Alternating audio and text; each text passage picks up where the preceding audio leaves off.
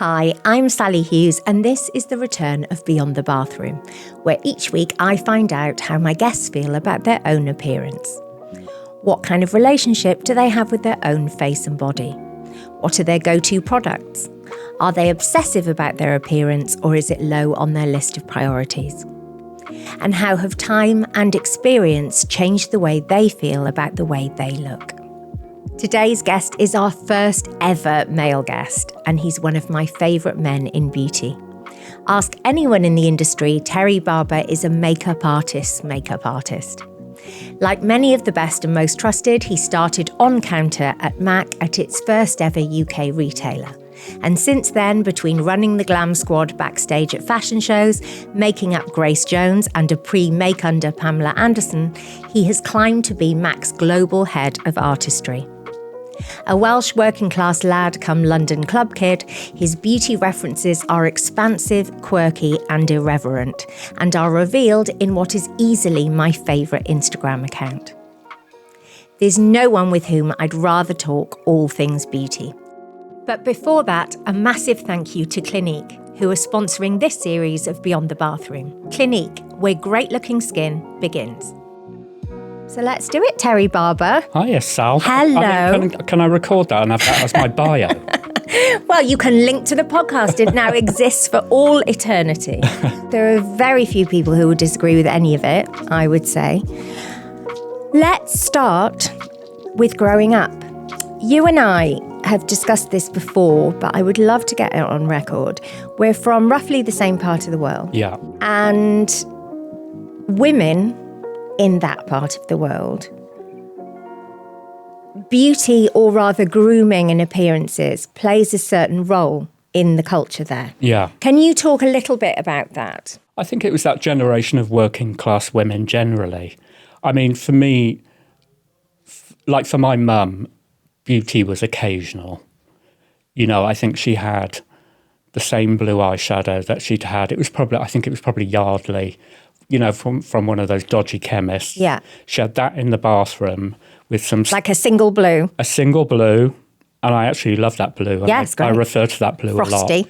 That Wedgwoody grey, like hardly any pigment in it. Slightly ill wash of colour. Ill. And that, you know, that applicator that was just waxy and falling off.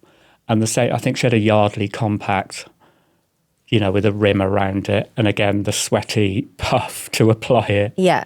And that was all she had. And that was only for occasions. Family weddings, that blue would be on the eye. So, I mean, even though I do makeup now, I wasn't really around makeup when I was a kid, apart from my sister. Sister bigger than you?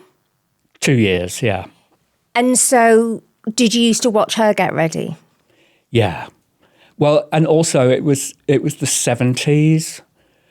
And I remember she went through a bit of a, you know, Olivia Newton-John in Grease, Sandy. Yeah. Sandy going from good girl to bad girl phase. She had those skin-tight satin trousers. I remember her lying on the floor and me having to do the fly-up with the pliers because they were so tight. She had this amazing Farah flicked hair. You know, when it was just the hairline. Hot brush. Hot brush, tongued. I stood on them once. I was off school for 2 weeks. So I remember that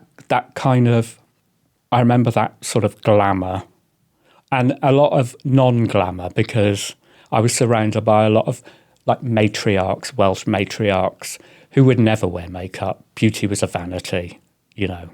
Beauty was fantasy, it wasn't. And so did it feel quite rebellious to you, beauty, then? I really didn't discover beauty, because I think my childhood was two halves. I was a gay kid who went to a comprehensive school in Wales. I had to be under the radar. Safer there. Safer, so I had to look very kind of unassuming and quite normal. But then I remember Newport, South Wales, I went to art school, I did a foundation course, and I arrived at that building in Newport, and it was like all the freaks, the fabulous freaks of Wales had turned up to do a foundation art course.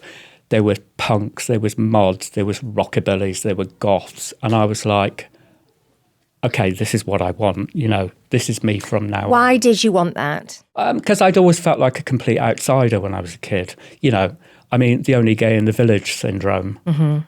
So I was always, and I'd always, talking about kind of beauty and glamour, I guess when I should have been out playing rugby, I was indoors watching Betty Davis films. So I'd always been, I watched all of those old movies. Okay, so like what? Baby Jane, that is a makeup film. Yeah. Isn't it? And I loved Betty Davis because I liked her because she was unusual. Yeah. I think of all those big screen actresses of that time, she was the most unusual. But to me, that was beautiful. And I've had a love of very unique beauty ever since. It's what captivates me most. So do you think it was maybe your sense of otherness was drawn to those other faces, those slightly offbeat? Yeah, because Betty Davis is weird looking by conventional beauty standards. Eyes like saucers, tiny mouth. Those big kind of really almost overly deep eyelids, which I think she's probably put a bit of Vaseline on, so they were shiny. Who else did you love from that period? I loved Marilyn, obviously, but especially in Niagara, because just no one had seen anything like that. She was like, pin-up, mannequin, amazing. Marlena Dietrich. Marlena, yeah. Yeah. And I just like all the myths about Marlena as well. Apparently, I don't know if this is true or not, she used to use her hair as facelift tapes. Explain. And apparently she used to just make the hairline tighter and tighter and tighter, almost like if you turn what's now known as a Croydon facelift. A Croydon facelift, yeah, or like early trainer tapes. But apparently she used to do it with hair. Wow. Imagine the stress on her scalp. That dedication and all the myths, Liz Taylor, amazing. I was always fascinated by Liz Taylor because Me too. Her makeup changed after doing Cleopatra. Uh-huh. Before that, she was kind of classic Hollywood bombshell. Yeah. After Cleopatra, she got into, that blue eyeshadow we talked to my mum's? Yeah. It almost looked like she was wearing that for other parts. Yeah. But if you watch the VIPs, which was after Cleopatra, Liz Taylor looked like she's wearing the Cleopatra makeup. And it's funny because when you take that makeup out of context, out of the Egyptian kind of epic context, it looks quite brassy. Yeah. It looks quite and sort sometimes of quite 70s tarty. quite mumsy. Yeah. And best eyes ever. Most beautiful eyes you've ever seen. Don't think they were violet, though. I think that's a myth. Yeah. But as myths go, I'll take it. Yeah. And I kind of liked Liz Taylor later on as well, when she was a bit more bawdy. Oh, yeah, me too. She was boozy and bawdy. And yeah, me too. One of my all-time favourites. Yeah. So you took this love of the unconventional to an unconventional place in fashion college. Yeah. Or in art college, sorry. Did you know you wanted to get out of Wales, ultimately? I think I had to get out of Wales. I don't think there was a choice. Because I wanted to work to be a creative. The only place you could be was London at the time. 100%. I was I call it the 80s migration of freaks to London. Yeah.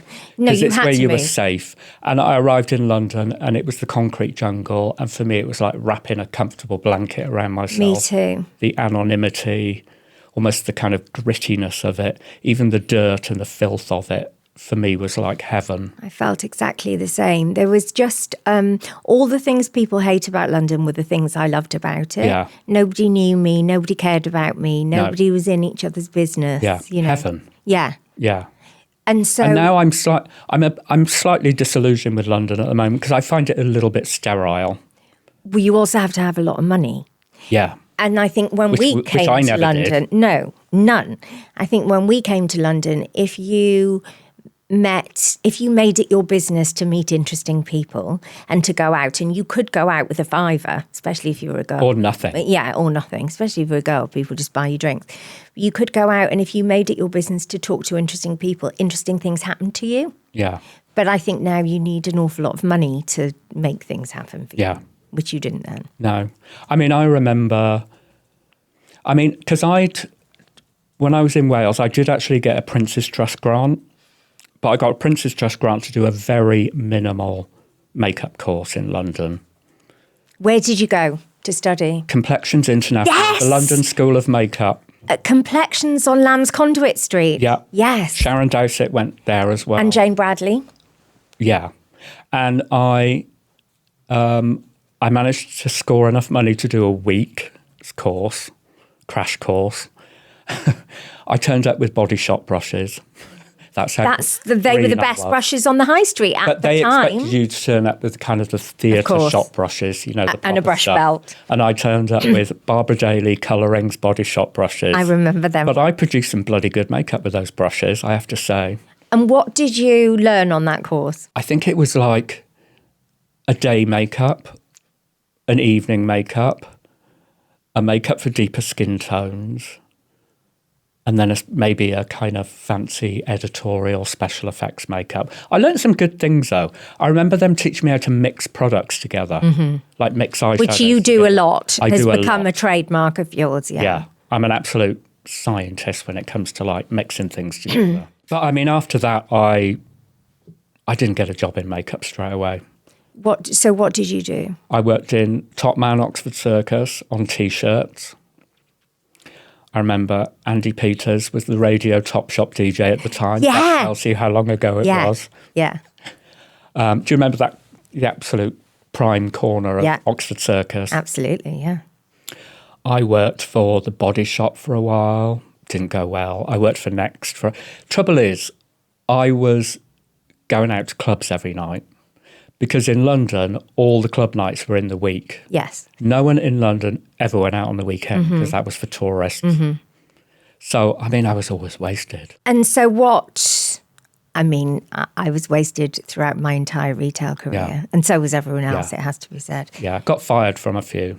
It was just too much. What impact did going out to clubs have on your aesthetic? I always say that was my education. That was like my university degree. How so? Because I learnt about styling, I learnt about subculture, I learnt about the underground. You know, all the references now that I use in my work all come from going to clubs and, you know, I remember going to Taboo Club and, you know, seeing Lee Bowery spinning around in the middle of a dance floor with fringed ping pong balls as eyes, and I kind of, you know, my hero of stylist Judy Blaine, you know, sat on a stool looking like Clockwork Orange with a string of pearls around his neck. It just taught me about kind of style, subculture, underground, the idea of alternative. I've mixed a lot of experiences in my life kind of together to create the aesthetic I have now. The other thing I always associate with you, which sort of taps into that time of going out, is that you are almost obsessed with the ritual that people, and specifically I suppose women, have of getting ready to go out. Yeah. It's the best bit of the night, right? Yeah. Isn't it? Getting ready. That's what, you love that, don't you? And I've actually learned, I think I've learned my craft from that. The techniques I adopt now in makeup are, I feel, what people might do in real life. You know, when you put a pencil across your lash line, but for me it's when you smudge it and move it and like melt it into the skin, or, you know, you quite like it when it's got a little bit of creasiness in it because it's a bit more cool and it's a bit more grungy. Yeah, makeup that looks like it's had a fight in the ladies. Yeah. So the ritual of how people put on makeup and what they do to it and how they tweak it is kind of what I'm most influenced by. When you won, we are both very honoured to have won the CW Achievers Award in our careers. Yeah. And when you won the CW Achievers Award, your speech was so beautiful. It was so great. And the reason I loved it so much, it was very eloquently and beautifully done, but the reason I loved it so much was that you really said that your award went to all the girls and the women that you have been lucky enough to kind of touch their faces, ask them how they get ready. So that would have come from counter work. So tell us about that. And I suppose For anybody a lot younger than us, just what it meant when M.A.C landed in the UK and you were on counter. That was a moment. Yeah, it was a moment. It was like a little kind of subculture in the corner of Harvey Nichols' ground floor. And I'd always loved Harvey Nichols anyway, because that's where Schumacher was, and that's where Cosmetics a la carte was. You know, it was I've still got brushes I bought from that Schumacher counter in Harvey Nichols. They're so well made. I've got some shoe brushes. Yeah, they're perfect. Yeah. And they've got that short but not short handle. Yes, which short silver really handle with like an orange amber bristle. Yeah. But they're still perfect. Yeah. And I bought them in Harvey Nichols. Yeah, they were made to last. Yeah, I've got them. Beautiful. Yeah. I practically got security tags on them for when I go backstage at shows.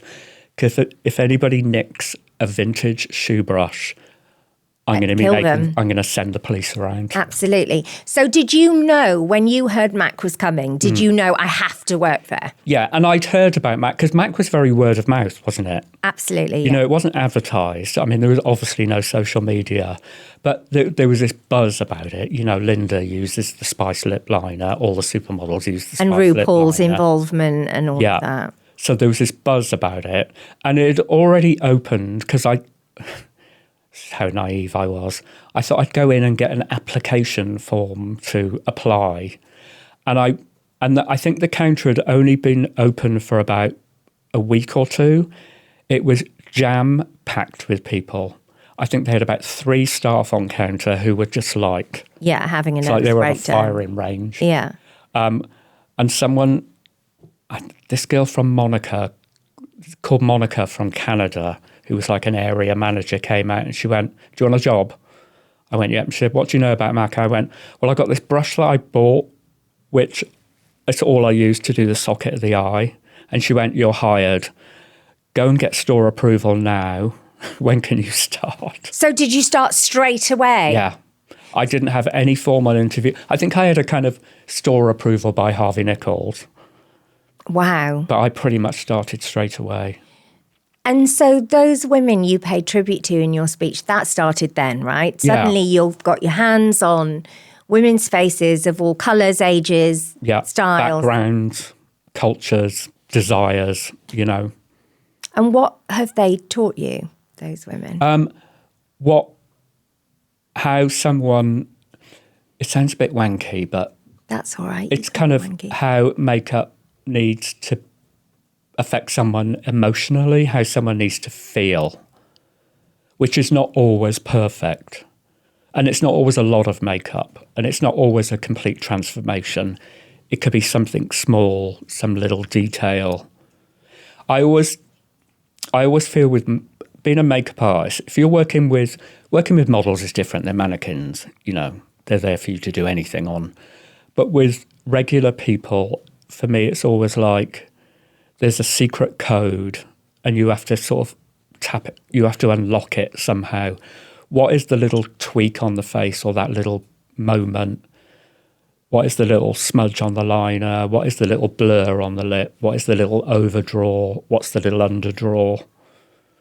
What is that? So you have to kind of crack that code of you're going to see that person suddenly go, "Oh, that's it." And I suppose that's the transformation, isn't it? Because it's the transformation of mood, of confidence, of self-esteem in that moment. It's not the literal transformation of no makeup versus loads. No. Well, for me, the transformation is very often just the indulgence of the makeup artist. It's not about the subject matter.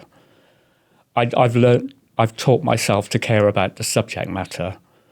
And you can tell, I can always tell when I'm doing someone's makeup.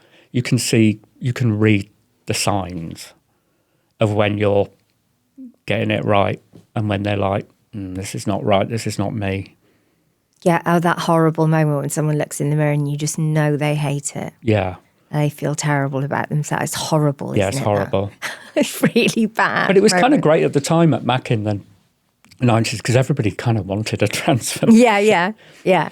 I mean, we used to sell, like Studio Fix powder. Yeah. You know, the powder foundation all in one. Yeah.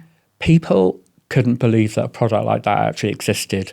They're like, "No, this is a pressed powder. There's no way that's going to make me look perfect." Because it was like an all-in-one, wasn't it? Like a kind of cake. About to be reformulated, I think I'm allowed to say. It's quite good though. Yeah. I tested it. I love Studio Fix. Me too. And I tested the new one and I was like, you're messing with a classic. Yeah. Good. Good. Just a little bit more. Less talky. Yeah, a bit more luxe. Yeah. But yeah, anyway, Studio Fix powder. I mean, it's literally like you used to put it on their face and then they'd look like an editorial, you know, like an airbrush Cosmo cover. Yeah. And they're like, what is this witchcraft? You know, what is this magic trick you're playing? And do you think you developed a kind of a trademark aesthetic there on that counter? Did you become known for a certain kind of makeup? Yeah, I think with M.A.C, I think what we gave people was a very different almost identity to what other brands were doing at the time. Because I think other brands were selling luxury, weren't they? And M.A.C was, it has to be said, in this very basic artistry packaging. Yeah. Just black plastic. It was all about what was inside. And I think what they did is, you know, they sold classic neutrals next to sort of stranger editorial fashion colours. And I think it was that combination which people loved. I mean, it's been copycatted so much since. Yes, absolutely. I mean, I'm proud of the brand, you know. I mean, absolutely. They've ridden so many storms of changing trends. They've gone in and out of fashion, in and out of public approval. Oh, what's happening with M.A.C? You know, oh, they're not the same as they were. They're still thriving. Well, it's still the number one makeup brand in the world. Yeah, let's not forget. Is something. It's still number one. When I wrote Pretty Iconic, and you and I talked a lot during that period. When I wrote Pretty Iconic, M.A.C was the brand where I had to do the biggest cull, because if you're not careful, you can easily put 30 M.A.C products in a book about iconic products. Yeah. You know, you can do Spice, and you can do Studio Fix. You can do so many products. I think I got at one point, you can do Groundwork, Paint Pot.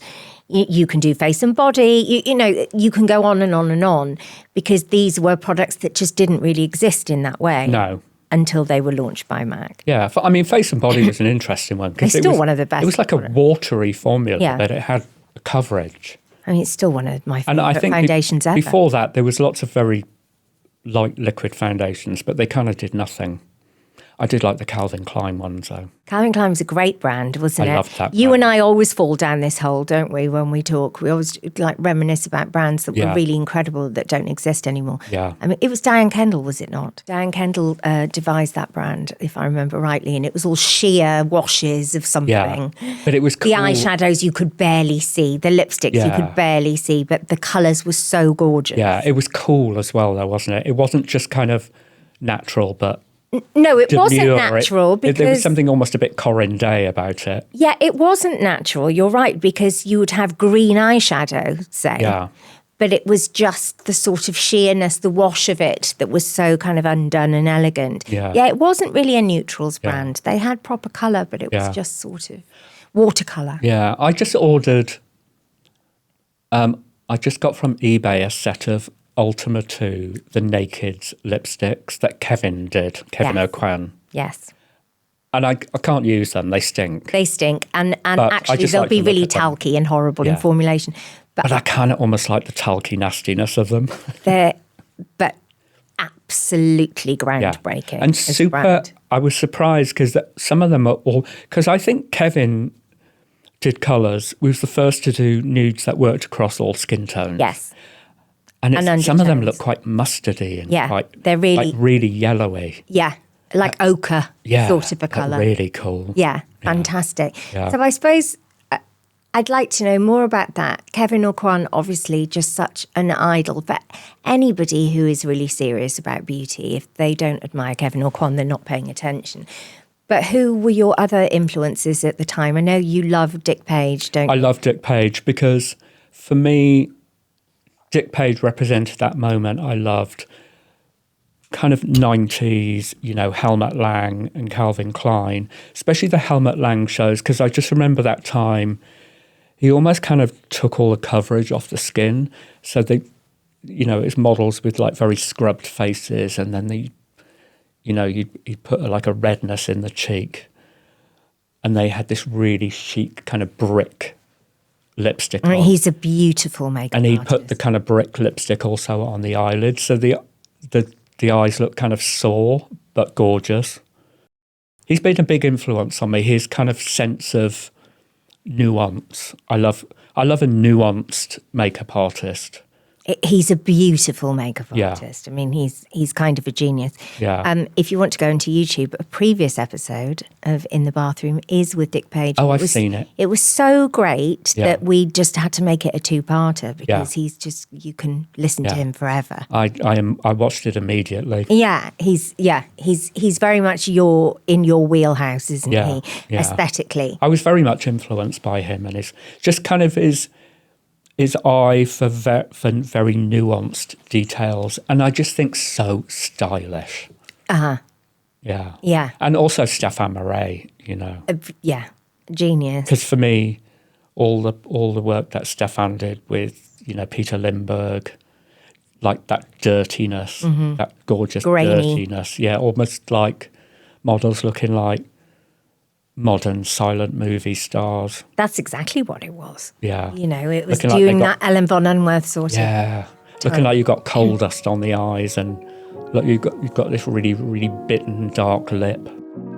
Let's take a quick pause on this episode to thank our series sponsor, Clinique. Clinique believes that great-looking skin doesn't have to be complicated, and obviously I quite agree. Over 50 years ago, Clinique changed the beauty industry forever by being one of the first to offer a dermatologist-developed skincare ritual outside of the dermatologist's office. The iconic 3-step routine: cleanse, exfoliate, and moisturise. Clinique was the first premium brand I ever owned, and truly, there hasn't ever been a single time in over 3.5 decades since where I haven't had something Clinique in my bathroom cabinet. From the original Clinique computer that helped women understand their skin, to today's innovative clinical reality diagnostic tool, Clinique has always led the way in helping you to truly understand what your skin needs. They offer solutions for every skin type and concern, and Clinique's makeup and skincare products are dermatologist tested, allergy tested, and 100% fragrance free. Discover your best skin at Clinique, where great-looking skin begins. What I think you've done very cleverly, your Instagram, I was saying to a mutual friend of ours earlier on, Nicola Chapman, I was saying if ever I meet anybody who wants to enter the beauty industry, who wants to work as a makeup artist or a beauty writer or product development or whatever, one of the things I always say to them is to go and follow you on Instagram. And a lot of that is because of you and the cleverness and the humour of your account, and obviously the details will be in the show notes. But also, and I'd be interested on your thoughts on it, also I worry that there are no references anymore, that it's you can't just reference someone else's Instagram account, right? No. When you're doing makeup, it has to be bigger than that, and references are everywhere. Yeah. It might be an exhibition, it might be a film, it might be a bin liner. Was that your intention when you started that account, or how did that come about? Well, I resisted doing any form of social I know, media you for were many very years. down on it. And I think when I started it, it was very much in the kind of, it was the moment when celebrity culture and reality TV shows, Which you are not a fan took of. off. And I Yeah. thought now would be a good time and go in and be a bit anarchic. And I always wanted it to be a bit niche. I don't mind being on the fringe. I'd like to speak to like minds rather than appeal to everybody. And I thought I'd quite like to make it quite British, make it quite involve humour. And also it'd be a little bit of a kind of take on pop art, like Andy Warhol's soup can. It's so normal that it's ridiculous. And I also it just represents my brain, really. It's all a bit yin and yang. I like extremes. I like, high end meets very low end. Yeah. If I see that blue eyeshadow, that for me could be very 50s couture, but it could also be, Bette Lynch in Coronation Street. Yeah. My brain works like that. So I thought, let's do something that's kind of a little bit anarchic for the moment that it's in, because it went right through that 2016 aesthetic, and I was doing like... And what comes first, the still image or the makeup image? So essentially, Terry's Instagram is a large selection of images where each tile is sort of split into two. And half of the tile is the reference point, which could be a cigarette stuffed out in an ashtray, and the other half of the tile might be then how it manifests in a makeup look.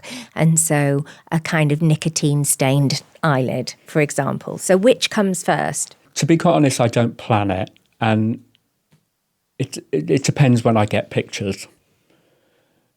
You know, I don't always have a kind of stock of pictures I've used. I repurpose loads of old kind of backstage show pictures and like zoomed in on them.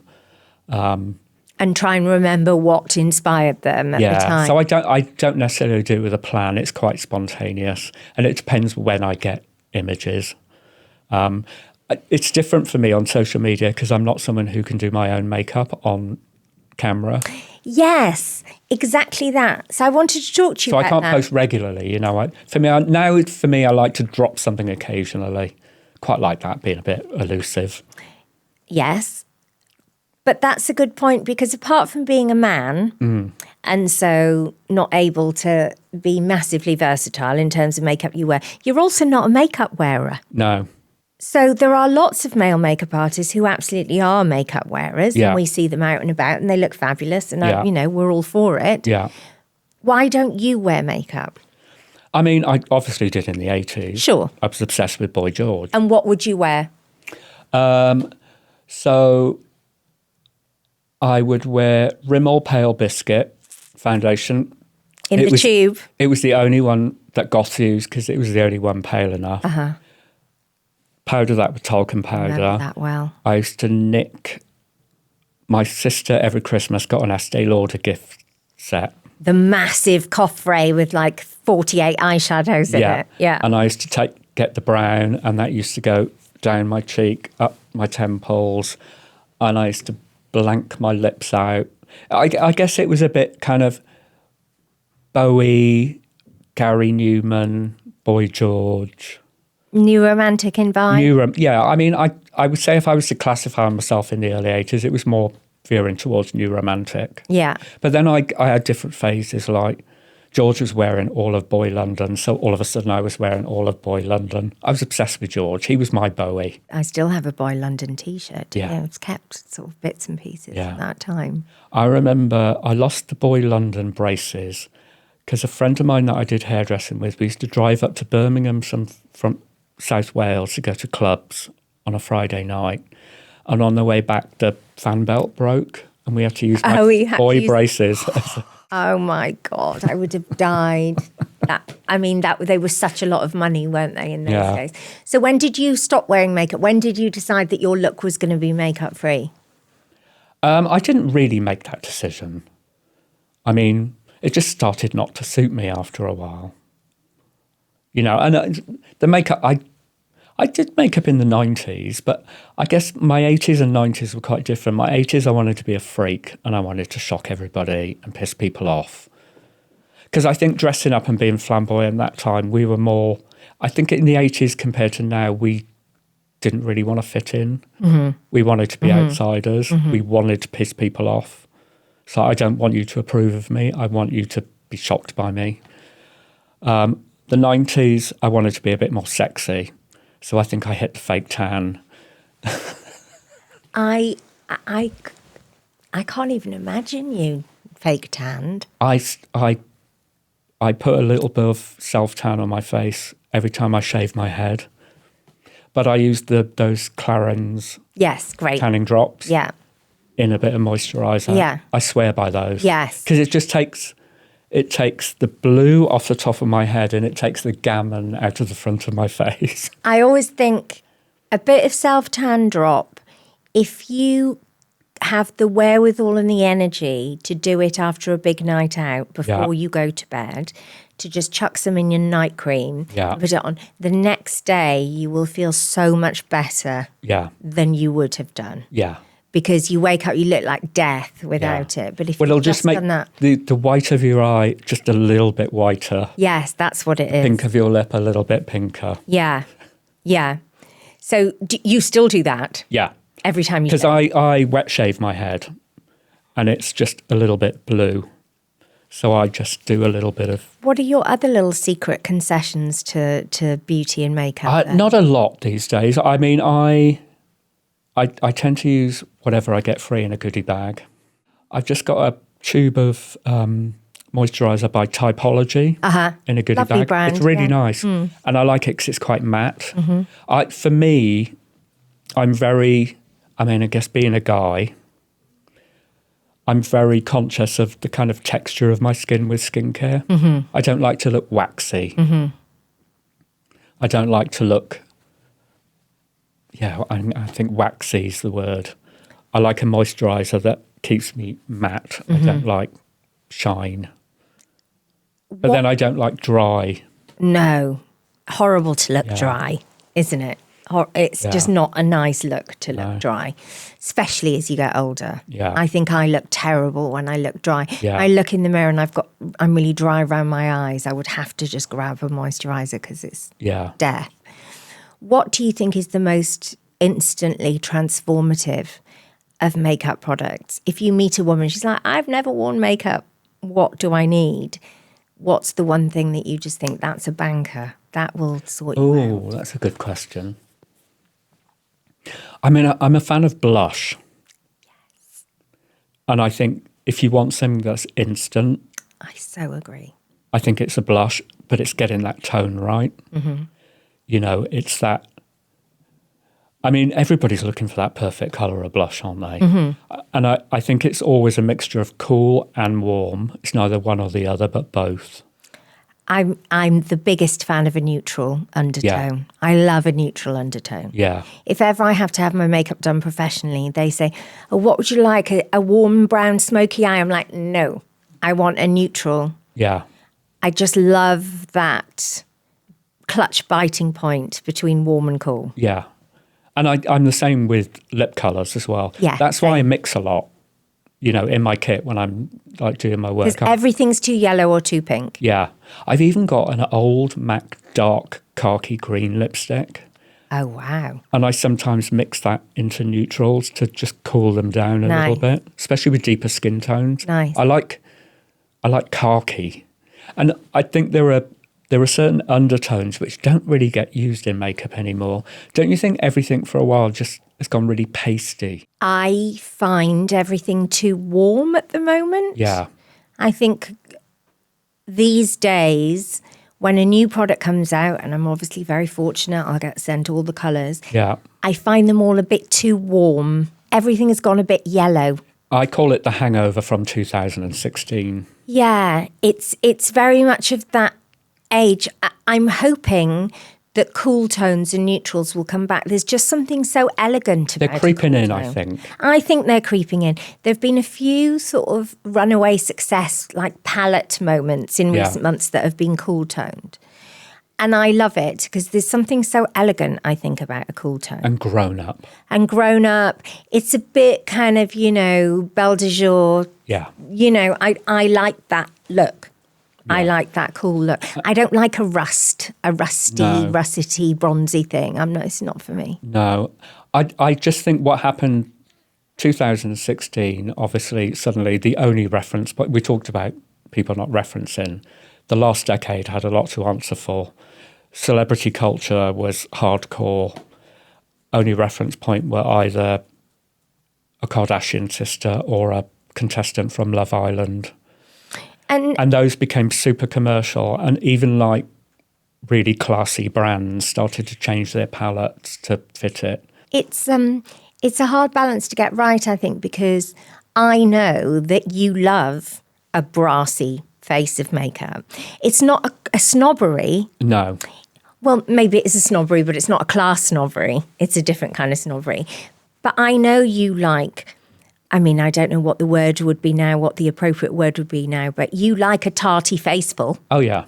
I do. You know, but it's not that you're objecting to. It's a specific kind of glossy... It's just kind of it's just that over-perfected, filtered ring light. And also, it's that one face fits all. That's what happened. It was like, oh, here's a tutorial on YouTube on contour. But basically, at the end of it, you're all going to have exactly the same face, shape. regardless of whether you want that. Like whether you've got a wide nose, a narrow nose, an upturned nose, you need it all to have the same nose. And you have to correct your face in order to fit in this ideal. I'm like, what is this, the 1950s again? Are we having beauty ideals? I just think it was a really dark moment for beauty, personally. So do I. And I wrote about it a lot at the time, and my views were not popular. No. But it just felt so Victorian to me. Yeah. It just felt really, really old-fashioned. Yeah. This idea that we all had to kind of facet our faces like emeralds, and they all had to be the same shape at the end of it. It just felt so... It just felt so dated, and it felt at odds with everything that we had been working towards. Yeah. Suddenly we were like chiseling away at a big nose or whatever it was. And it just made young people look really old. The styling is old to me. I think there's been a real... What I have found quite gratifying in the past couple of years is that there has been a trend. I'm not even sure if it's a trend because it's stuck around, but a trend for makeup that looks good in person again. Yeah. Because the phase you're talking about, really, makeup existed to look good in a picture. Yeah. And you would see people up close and you'd be like, whoa. Wow. Yeah. You look like... That highlighter makes you look like Miss Havisham. You look 20 years older than you are. Yeah. And you don't look cool. You don't look like you know what's going on in the world. Yeah. You look like you just sit at home and take your picture. Yeah. Well, we lost cool for a while, didn't we? Yeah, I think so. Cool. It was about being perfect. I mean, for me, it just felt like the bloody beauty Olympics. It's like, don't leave the house unless your eyebrows are on fleek. It was like, oh my God. I mean, that's a terrible word, though. Beauty does mean girls. Yeah. It just felt aggressive and like competitive. But what impact do you think that had on artistry? The reason I ask that is that the period you're talking about, or just before it, everyone became a makeup artist, right? Yeah. Which was both a brilliant thing and a slightly troubling thing. It was a brilliant thing insofar as it sort of democratized makeup. If you were good at doing makeup, suddenly you had an online portfolio. You could just join an app, and as long as you had a smartphone, you could put your artistry out there, and some really brilliant artists come out. And that's the thing I loved about social media. Yeah. As you said, democratizing it. Yeah. Because, I mean, when I started doing makeup, it was just really elite. Only the elite got Totally agree. Posh people. Yeah. Often. I spent 15 years working in, like, shops, mainly to fund my nights out. Yeah. But, I knew that I wasn't going to go straight into a job in makeup. I loved the fact that it's done that. But then it kind of slipped into kind of, people getting recognition for only being able to do one type of makeup. So it suddenly it got called makeup artistry, but it suddenly wasn't makeup artistry. It was just someone doing their own makeup with a ring light, sticking the Paris filter on it. And about 12 eyeshadows. And here you go. Yeah. Yeah. What do you feel encouraged by that's happening right now? Because the nature of being global head of artistry at M.A.C means you're always having to look, right, at what's happening, what's cool, what's coming through. Yeah. What's exciting you? I just think there's a new generation who are going, okay, hold on a minute. I mean, okay, you lot back in the 70s and 80s, you had Bowie and you had all the punk and you had that subculture. What have we had? And I just think they're referencing again. To me, it's like the Pinterest board generation. Do you know what I mean? Yeah. They're referencing everything, It's like to just talk about the 90s like we used to talk about the 60s and 70s. Yeah. No, I think it's great. I feel that we're at the start of a new wave period in beauty again, which is great. Are you still turned on by beauty after this many decades? Not that much. I don't really follow a lot on social media.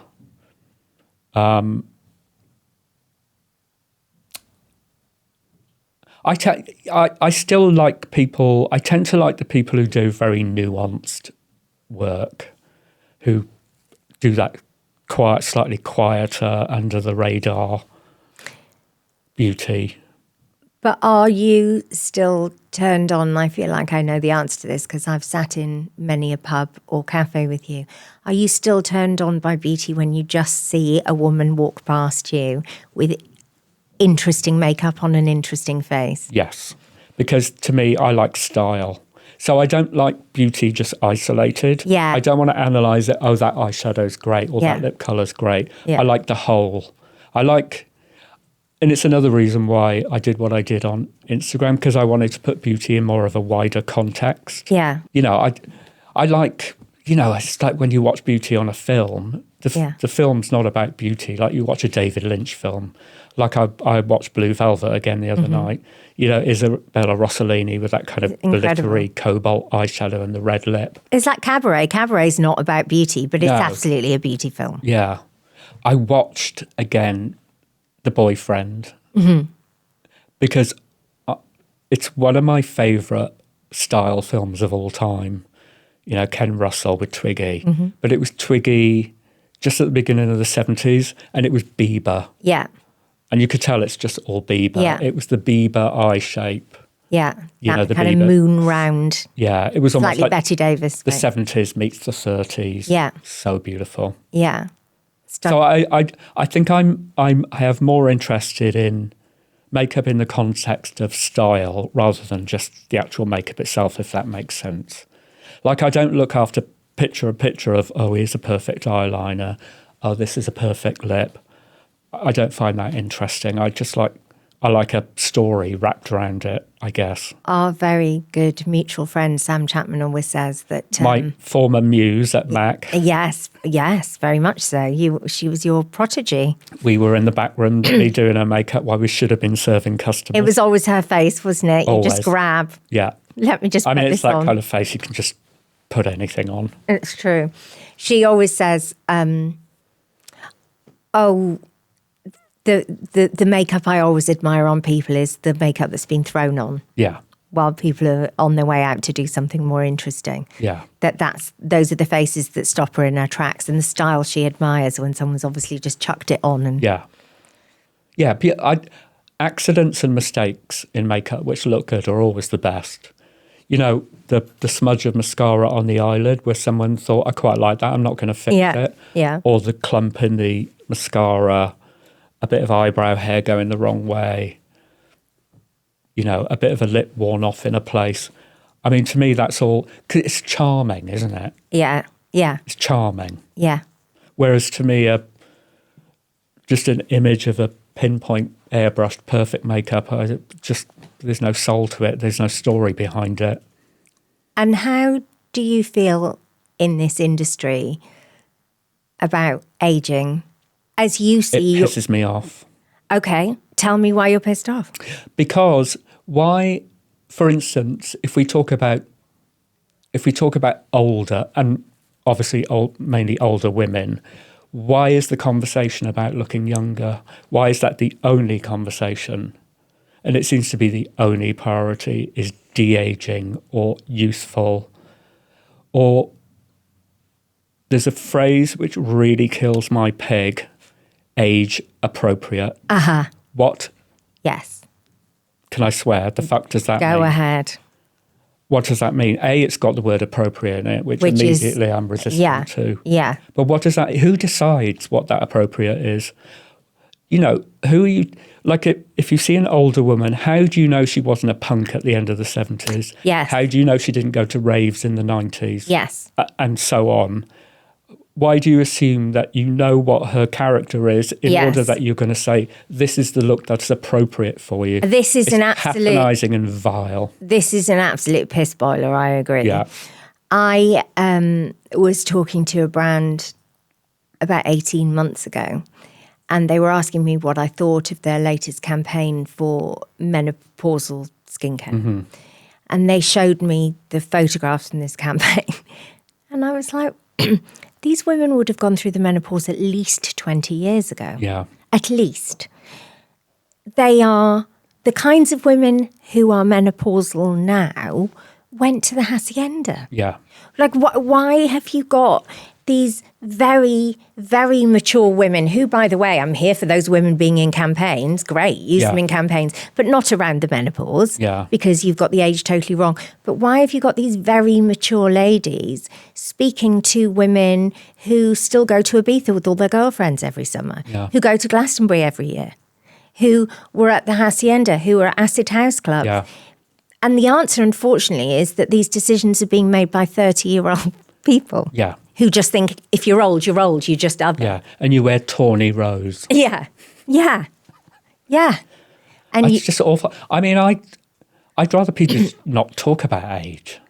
Me too. It's like just, because I think also we're in a period where now everything feels quite boxed. You know, we have to name generations. You know, you've got Gen Z, millennial. I mean, what is that for? I just think that so people can analyse data so that they can kind of easily sell products to them. It just feels like a big marketing thing. I don't know. I think just being neutral about it, what you're saying is the key. I was in New York this summer and I went into Glossier to get myself a deodorant. I love their deodorant. I went in to get myself a deodorant and there were all the staff were wearing like pink boiler suits. They sound worse than they were. They actually are quite cool. They were in these pink boiler suits and they were like brush belts and, you know. And there was a makeup artist there in her pink boiler suit and she had a kind of Rosie the Riveter scarf around her head. Yeah, fab. And she was about, I'm going to say pushing 70 would be my guess. Could have been older, could have been younger. But to me, she looked about 70. And she was doing the coolest makeup there, without a doubt. She was doing this girl's makeup who was about 20. And it was really nice makeup. Yeah. It was really nice, cool makeup. And this woman looked great. Like, she looked brilliant. Yeah. She had like a coloured wing. Yeah. She had not much base on. She had a coloured wing eyeliner on. She just really looked great. Yeah. But what was brilliant about it was no one was talking about it. She wasn't just doing the older ladies. It just wasn't a thing. That was just her style. And that had clearly always been her style or her developing style or whatever. And it was so refreshing. She wasn't doing a promo for old lady makeup. She wasn't, you know, she was just there existing as a very stylish person in a makeup and skincare shop, just doing her own thing. And I just think, you know, when you get older, you just become a lot more eclectic. Mm-hmm. You've collected stuff over the years. You've lived through subcultures. You've listened to different music. You have this whole kind of library of style in your brain, which you're going to, which inspires you to put things together. So, I mean, in terms of age, I never really talk about it. And if I'm putting makeup on someone who's older, I don't refer to youthful. I don't refer to de-aging. It's like, we're going to make you look good. We're going to make you look cool. We're going to make you look stylish. Yeah. And there's not a tawny rose in sight. No, never a tawny rose. Or even a brown mascara. You hate a brown mascara, do you? I don't hate it. I always called it the Birkenstock of beauty. Oh, my poor chest infection. The Birkenstock of beauty. It divides opinion. It divides opinion. Yes, very much so. Terry Barber, you're my favourite person to talk to about beauty. I'm so chuffed you came here today and shared your many, many interesting thoughts on beauty. Thank you so much. And if you would like to go back into the archive, you will discover that Terry Barber is our only male guest. So glad he was the first. But there are lots of cool women you can go back and listen to. And in the meantime, thank you so much for listening. And next week I'll be back, probably with a woman. He will stand alone. Thank you so much, Terry. Absolute pleasure. Thanks, Sal. It's nice talking to you outside the pub environment for a change. Beyond the Bathroom is written and hosted by me, Sali Hughes, and is an Insanity Studios production. The head of production is Charlotte Mason, the head of digital is Ed Buckley, and the production assistant is Abby Sandler.